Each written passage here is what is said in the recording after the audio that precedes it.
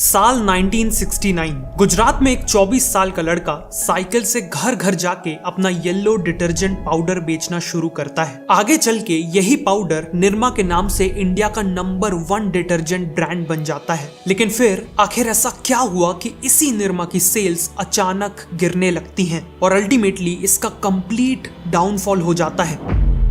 इन सब की शुरुआत हुई करीब 55 साल पहले। गुजरात में रहने वाले करसन भाई पटेल एक गवर्नमेंट डिपार्टमेंट में केमिस्ट की नौकरी करते थे, लेकिन उनकी सैलरी घर चलाने के लिए सफिशिएंट नहीं थी। इसीलिए उन्होंने साइड इनकम कमाने के लिए एक छोटा सा बिजनेस स्टार्ट करने का फैसला लिया। बीएससी की डिग्री और केमिस्ट की नौकरी होने के कारण उन्हें केमिकल्स की अच्छी समझ थी। इसीलिए उन्होंने अपने घर में ही सोडा ऐश और बाकी कुछ केमिकल्स के साथ एक्सपेरिमेंट करना चालू किया। कई बार फेल होने के बाद उन्होंने फाइनली एक अफोर्डेबल और इफेक्टिव डिटर्जेंट पाउडर बना लिया और अपनी इस इन्वेंशन का नाम अपनी 1 साल की बेटी निरुपमा के नाम पर निरमा रख दिया। उन्होंने सिंपल प्लास्टिक पैकेट्स में पाउडर को पैक किया और अगले ही दिन से साइकिल पे घर घर जाके उसे बेचने लगे। उस समय ज्यादातर मिडिल और लोअर क्लास में आने वाले लोग कपड़े धोने के लिए लॉन्ड्री सोप यूज किया करते थे। येलो कलर का ये लॉन्ड्री सोप काफी सस्ता तो पड़ता था, लेकिन हार्ड स्टेन्स यानी जिद्दी दागों को क्लीन नहीं कर पाता था। वहीं दूसरी तरफ अपर क्लास लोग डिटर्जेंट पाउडर का इस्तेमाल करते थे, जो इंडिया के हार्ड वाटर में भी अच्छे से काम करता था और हर तरह के दाग हटाने के लिए इफेक्टिव था। डिटर्जेंट पाउडर के मार्केट को हिंदुस्तान लीवर लिमिटेड यानी HLL का सर्फ डोमिनेट करता था, लेकिन इसका प्राइस था 15 रुपए पर केजी, जिस कारण मिडिल क्लास और लोअर क्लास इसे अफोर्ड नहीं कर सकते थे।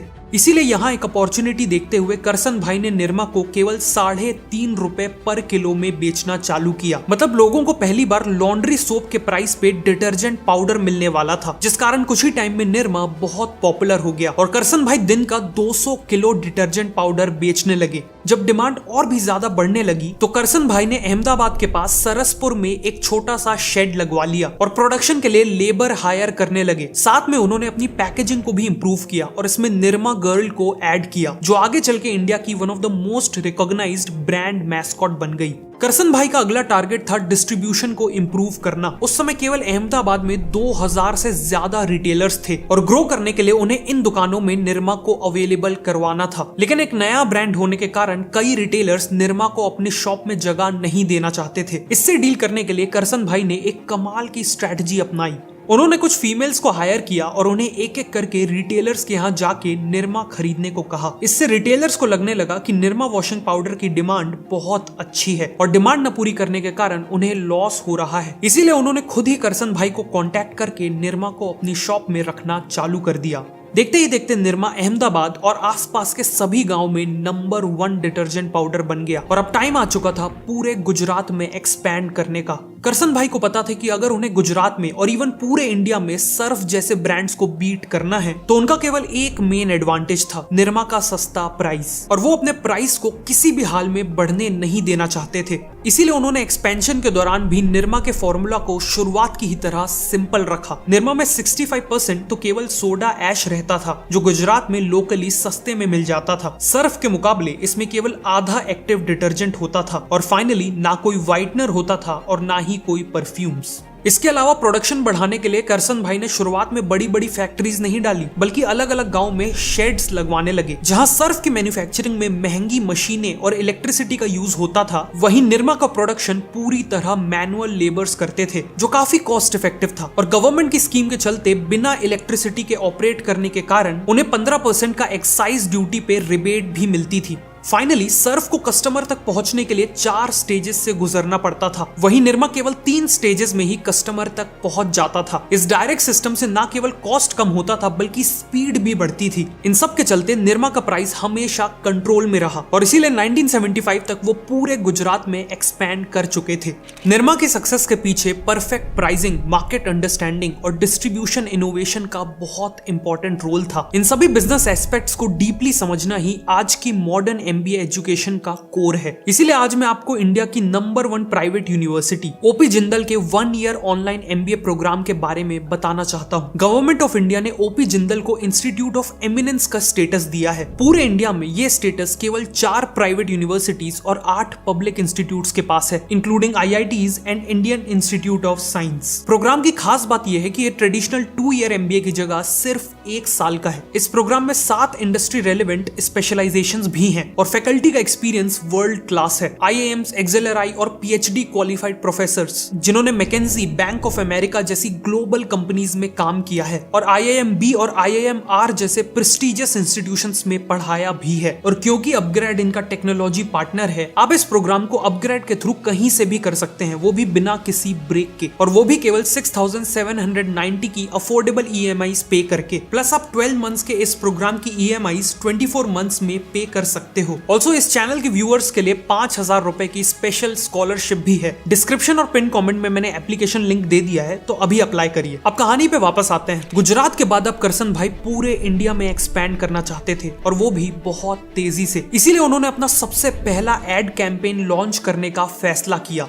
1975 में ऑल इंडिया रेडियो में पहली बार प्ले हुआ निरमा का जिंगल सबकी पसंद निरमा। निरमा को पता था कि इंडियंस ज्यादा फोम यानी ज्यादा झाग प्रोड्यूस करने वाले डिटर्जेंट को ही बेटर मानते हैं, इसीलिए इस एड में थोड़ा सा पाउडर और झाग ढेर सारा इस लाइन को ऐड किया गया। साथ में कम कीमत में अधिक सफेदी, इस प्रॉमिस ने भी कंज्यूमर्स को अट्रैक्ट किया। फाइनली इस जिंगल की लिरिक्स और ट्यून काफी मेमोरेबल थी, जिस कारण बहुत जल्द निरमा के ब्रांड ने कंज्यूमर्स के माइंड शेयर को कैप्चर कर लिया। 1982 में निरमा ने इसी जिंगल के साथ अपना पहला टीवी एड भी लॉन्च किया, जिसमें उन्होंने अपनी आइकॉनिक डांसिंग गर्ल मैस्कॉट को फीचर किया। रेडियो एड की तरह ये एड भी काफी सक्सेसफुल रहा।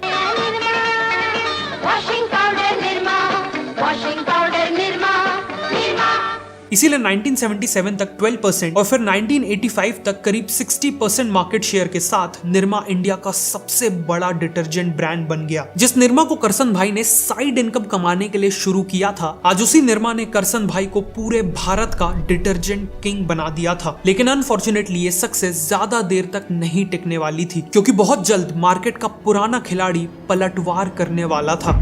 शुरुआत में तो निरमा ने केवल मिडिल और लोअर इनकम सेगमेंट्स को कैप्चर किया था, लेकिन इवेंचुअली कई अपर क्लास कस्टमर्स भी निरमा में शिफ्ट होने लगे थे, क्योंकि उन्हें ये क्लैरिटी ही नहीं थी कि सर्फ की क्वालिटी किन मायनों में निरमा से बेटर है। ऊपर से 1986 में निरमा ने एक डिटर्जेंट बार लॉन्च करके HLL के रिन बार को डायरेक्ट चैलेंज कर दिया, जिससे रिन के भी कई कस्टमर्स निरमा बार में शिफ्ट होने लगे। लेकिन अब HLL को समझ आ चुका था कि निरमा उनके पूरे ही बिजनेस के लिए एक बहुत बड़ा खतरा बन चुका है। इसीलिए हिंदुस्तान लिवर लिमिटेड ने इंटरनली एक सीक्रेट मिशन लॉन्च किया, जिसका कोड नेम था स्टिंग, यानी स्ट्रैटेजी टू इनहिबिट निरमास ग्रोथ। इस मिशन के तहत निरमा की पूरी बिजनेस स्ट्रैटेजी को डीपली स्टडी किया गया और फिर HLL की काउंटर स्ट्रैटेजी डेवलप की गई। कई हफ्तों बाद ये कंक्लूजन निकला कि निरमा से compete करने के लिए HLL को भी अपना डिटर्जेंट पाउडर लो कॉस्ट में ही बेचना पड़ेगा। लेकिन अगर वो सर्फ को निरमा की प्राइस पे बेचते तो उन्हें प्रॉफिट्स की जगह लॉस हो जाता, साथ में सालों से बनाई हुई सर्फ की प्रीमियम ब्रांड इमेज भी डिस्ट्रॉय हो जाती।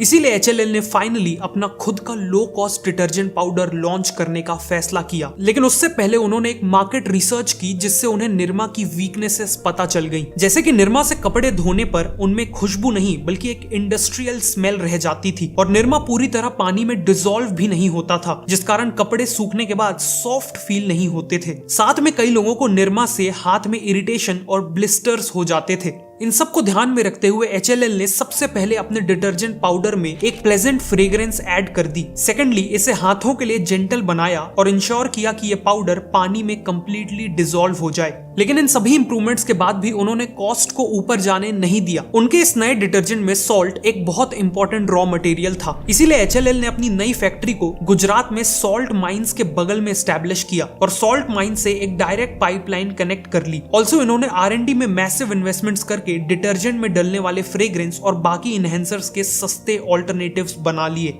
इन सब के चलते HLL ने एक ऐसा डिटर्जेंट पाउडर बना लिया जिसका प्राइस तो निरमा के बराबर था, लेकिन क्वालिटी बहुत बेटर थी। और इसी तरह लॉन्च हुआ व्हील डिटर्जेंट पाउडर। निरमा को डायरेक्टली टारगेट करने के लिए व्हील के एड्स में कहा गया कि मैंने मांगी थी सफाई और तूने दी हाथों की जलन। ये मैसेज निरमा के कस्टमर्स को काफी रिलेटेबल लगा और वो व्हील पे तेजी से शिफ्ट होने लगे। एज अ रिजल्ट 1990 तक व्हील निरमा के बाद इंडिया का सेकंड बिगेस्ट डिटर्जेंट ब्रांड बन गया था। साथ में HLL ने निरमा को टारगेट करते हुए सर्फ के भी नए एड कैंपेन्स लॉन्च किए, जिसमें उन्होंने ललिता जी नाम की एक समझदार हाउसवाइफ के कैरेक्टर को दिखाया, जिनका कहना था कि सस्ती चीज खरीदने में और अच्छी चीज खरीदने में फर्क होता है। एड में निरमा को रिप्रेजेंट करने वाले येलो पाउडर और सर्फ के ब्लू पाउडर का कंपैरिजन भी दिखा के ये कहा गया, आधा किलो सर्फ पूरे 1 किलो सस्ते पाउडर के बराबर होता है। HLL की ये सभी स्ट्रेटजीज काफी इफेक्टिव साबित हुई, जिस कारण HLL का मार्केट शेयर 11% से बढ़कर 24% हो गया और निरमा का मार्केट शेयर 60% से गिर के 50% पे आ गया। लेकिन निरमा के बुरे दिनों की ये तो केवल शुरुआत थी, क्योंकि इसी दौरान यूपी की गलियों से एक ऐसा कॉम्पिटिटर निकल के आ रहा था जो निरमा को पूरी तरह से खत्म कर देने वाला था, और वो कॉम्पिटिटर था घड़ी डिटर्जेंट पाउडर। 1980s में डिटर्जेंट मार्केट के बूम को देखते हुए कानपुर के दो भाई मुरलीधर और बिमल कुमार ने अपना खुद का डिटर्जेंट पाउडर लॉन्च किया। उन्होंने देखा कि सस्ते डिटर्जेंट की कैटेगरी में ऑलरेडी निरमा और व्हील डोमिनेट कर रहे हैं, और साथ ही साथ इंडिया की पर कैपिटा इनकम लगातार बढ़ रही है। मतलब हर साल करोड़ों लोग लोअर क्लास से मिडिल क्लास में प्रमोट हो रहे थे, और इन मिडिल क्लास लोगों को केवल सस्ता पाउडर नहीं चाहिए था, बल्कि इन्हें अफोर्डेबल प्राइस में हाई वैल्यू प्रोडक्ट चाहिए था। इसी के साथ इन्होंने लॉन्च किया घड़ी डिटर्जेंट पाउडर, जिसकी क्वालिटी ना केवल निरमा से बेटर थी, बल्कि इसका प्राइस भी निरमा से 10% ज्यादा था, जिस कारण कस्टमर्स ऑटोमेटिकली घड़ी को बेटर क्वालिटी वाला डिटर्जेंट मानने लगे। और इस 10% एक्स्ट्रा प्राइस के चलते घड़ी ने अपने डीलर्स और रिटेलर्स को कंपटीशन से ज्यादा कमीशन दिया, जिस कारण ये रिटेलर्स कस्टमर्स को सबसे पहले घड़ी डिटर्जेंट रिकमेंड करने लगे और सेल्स ऑर्गेनिकली बढ़ने लगी। डिस्ट्रीब्यूशन कॉस्ट को कम रखने के लिए घड़ी ने 200 किलोमीटर मैन्युफैक्चरिंग मॉडल अपनाया, जिसमें वो हर इंपॉर्टेंट मार्केट के 200 किलोमीटर के रेडियस में अपना स्मॉल मैन्युफैक्चरिंग प्लांट या डिपो सेटअप करने लगे। इससे घड़ी का स्टॉक हमेशा हर एक दुकान में अवेलेबल रहता था और शिपिंग में भी पैसे बचते थे। फाइनली घड़ी ने अपने एड कैंपेन्स में एक ऐसा जिंगल यूज किया जिसने कस्टमर्स को मैग्नेट की तरह खींच लिया, और वो जिंगल था, इन्हीं स्ट्रेटेजीज के चलते घड़ी आगे चल के इंडिया का नंबर 1 डिटर्जेंट ब्रांड बनने वाला था। दूसरी तरफ निरमा 1990s में लगातार मार्केट शेयर लूज कर रहा था, और सरवाइव करने के लिए उन्हें मेजर चेंजेस की जरूरत थी। सबसे पहले तो उन्हें अपने प्रोडक्ट में सोडा ऐश की क्वांटिटी कम करने की जरूरत थी, क्योंकि इसी से हाथों में इरिटेशन होता था और लॉन्ग टर्म में कपड़े भी डैमेज होते थे। साथ ही फ्रेग्रेंस और एक्टिव डिटर्जेंट की क्वांटिटी भी इंक्रीज करना इंपॉर्टेंट था। उस दौरान निरमा ने समसिका मार्केटिंग कंसल्टेंट्स नाम की एजेंसी से एक मार्केट सर्वे भी करवाया था, जिससे पता चला था कि ज्यादातर कस्टमर्स एम्बैरेस्ड फील करते थे कि वो निरमा यूज करते हैं। मतलब निरमा की इमेज एक इंफीरियर ब्रांड की बन चुकी थी और उसे सीरियस मेकओवर की जरूरत थी। इसीलिए निरमा को अपनी पुरानी हो चुकी पैकेजिंग को बेटर बनाना चाहिए था, ताकि वो इंफीरियर ना लगे। और फाइनली नए एडवर्टाइजिंग कैंपेन्स लॉन्च करके व्हील और सर्फ के एड कैंपेन्स को काउंटर भी करना चाहिए था, और अपने प्रोडक्ट को केवल एक चीप डिटर्जेंट की जगह एक वैल्यू फॉर मनी डिटर्जेंट की तरह पोजीशन करना चाहिए था।